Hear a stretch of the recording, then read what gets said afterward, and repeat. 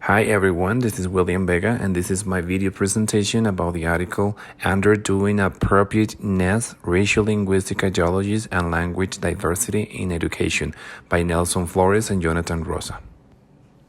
So, the authors begins their article by arguing that existing racial linguistic ideology in language education in the United States categorize English language learners' linguistic practices as incorrect based on their race. According to the authors, racial linguistic ideologies greatly contribute to the reproduction of racial normativity, which basically means marginalized language populations must follow white-dominant linguistic stereotypes.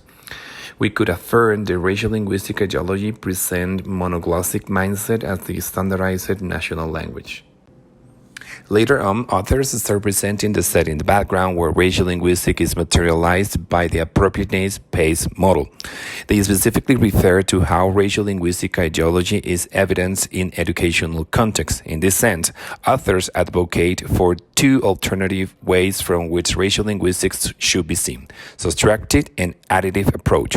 Subtractive approach totally rejects linguistic richness brought from home.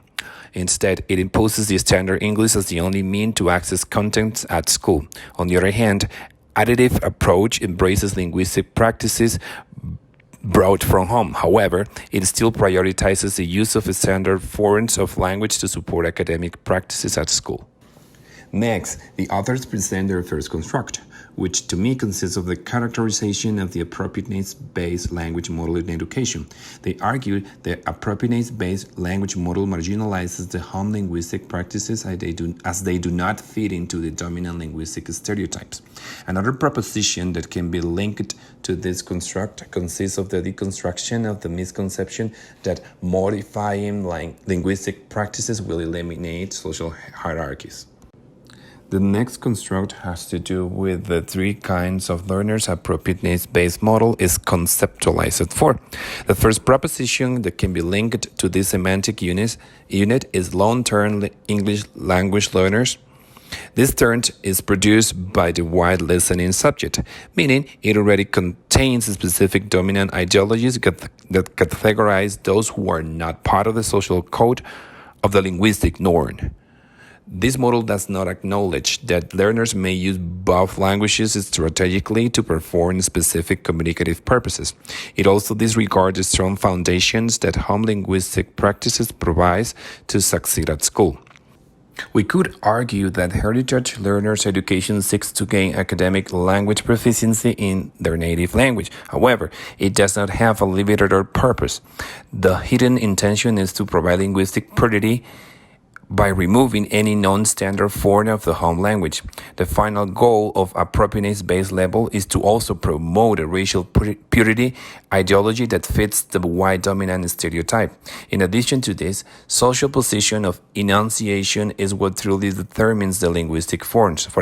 Mixing languages is celebrated for white students, whereas it is stigmatized for Latinos and Latinas in the United States. The last proposition that could be linked to this semantic unit is the standard English learners. Authors center this discussion in African American learners who use a non-standard form of English. They argue that alike with heritage learners and long-term English learners, the appropriateness-based model empowers white listening subjects, who are the ones who create linguistic stereotypes. It is the racial position what ultimately determines what is correct and what it is not.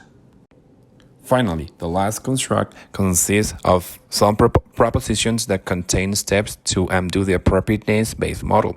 The first proposition has to do with dismantling racialized hierarchy.